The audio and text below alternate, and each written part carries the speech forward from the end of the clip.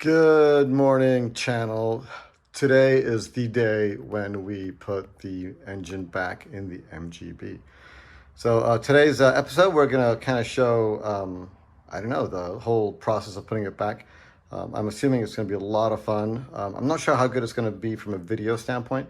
There's gonna be a lot of crawling around and checking things out. I do have a friend of mine coming over to help me out. So this is most likely just gonna be an unmanned camera kind of taking a picture of it. Well, at least a video of it. So, but yeah, so the engine is pretty much ready to go. I went ahead and put some gearbox oil in it. It's not the easiest thing to get to inside the car. And I've got kind of the majority of the components put into it. So it's looking good.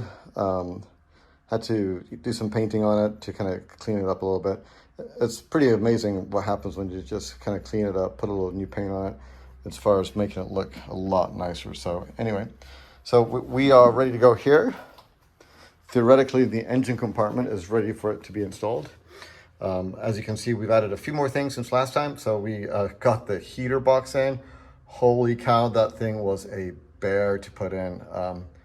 We spent some time on YouTube trying to figure out how to do it, and nobody really showed you how to do it other than you literally have to wrestle it in there. So anyway, it's in, so that's kind of good. So I'm happy about that. And then actually inside the car, just a quick update. So we have a few other components that we have installed, so which is good. It might be hard to see, but in the back there, I got that plate in where the two tubes go to the defrost, so that's kind of cool. So I'm happy about that. So that's kind of ready to rock. I've also gotten some new parts for the dashboard. So let's go over there real quick and check it. So back to the dashboard. I got some new controllers for the heater. The dashboard was missing the controllers. These are really nice. I found them on the MG Experience. There's a company that actually refurbishes them. So it was actually like, I don't know, like 115 bucks for both of them, and they look absolutely brand new. So I'm really happy about that. The other thing I managed to do is I went to a local paint shop and got some color match paint to match the dashboard. My goal is to actually the little dashboard piece at the bottom there. I looked at the leather cover. It was a lot of money, so I'm just going to paint that the same red. It'll look very nice. I also got some electrical bits and pieces, so I can finish up the wiring.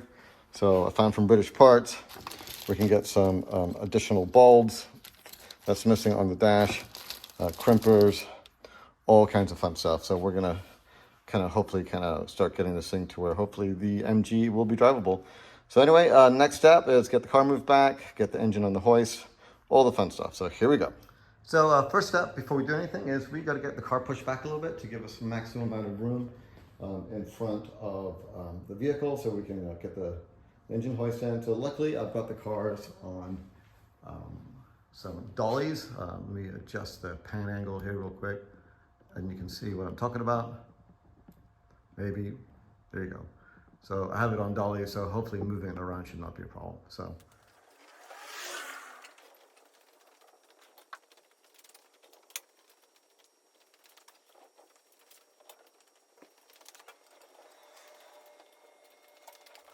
Okay, so good news, got the car pulled back, so next step will be, I'm gonna take the truck out of the garage, give myself ample room, and then we'll get the engine hoist over there. We'll get the engine on the hoist. So this morning we have Doug and Mo strategically putting the engine and transmission back into the MGB GT. Carry on. Yeah, from this point forward, we're just gonna fast forward the whole entire thing. It'll be like a Benny Hill show.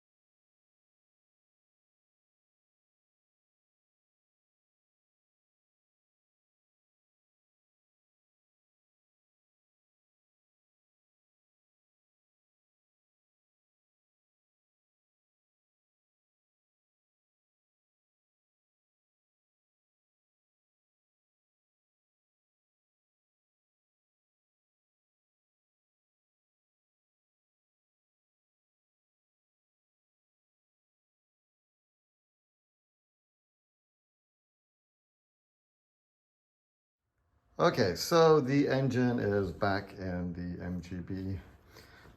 So I did not really end up taping the whole entire thing. We got, I think the tape kind of ends as we're getting the engine kind of sorted in the compartment.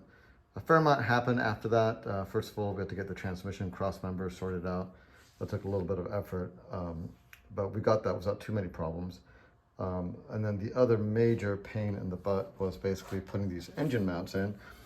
As you can see, they're kind of compressed. Well, guess what? When we first had the engine in here, it was sitting at least ½ inch high on both sides. And it took a ton of effort with clamps and using some pilot type deals to kind of get the holes to line up, get the nuts and bolts in there. So thank goodness. But I tell you what, that was no easy feat at all to get that done. So the good news is the engine's in, so that's good. We can start at least finalizing the car, start getting all the components put back onto it, get the radiator back in here. I'm thinking, I haven't quite decided, I may end up going with an electric fan. And to take that kind of a clunky blade out of it. So yeah, no, anyway, it's good. As I said, we did get the transmission cross member in. So there's a kind of a picture of it down there. It was a little bit of a pain, and unfortunately we may have broken the housing where the cable that goes to the speedometer. So I'm not 100% certain what we're going to do with that. Most likely we'll end up having to JB weld it. I looked on Moss Motors, and bad news, that's one of those parts that they don't make anymore, which is kind of weird since it's plastic and it looks like it could break. So go figure. Okay, so anyway, that's a kind of a quick, brief wrap up. As I said, I apologize for not really taking a video of the actual finalization of the install, but it was just tons and tons of work. And the good news, there's a fair amount of information online on how to do that. So good deal. Well, I hope you enjoyed this episode. If you do, please give us a big thumbs up. Subscribe down below, and we'll see you in the next one. Take care. Bye-bye now.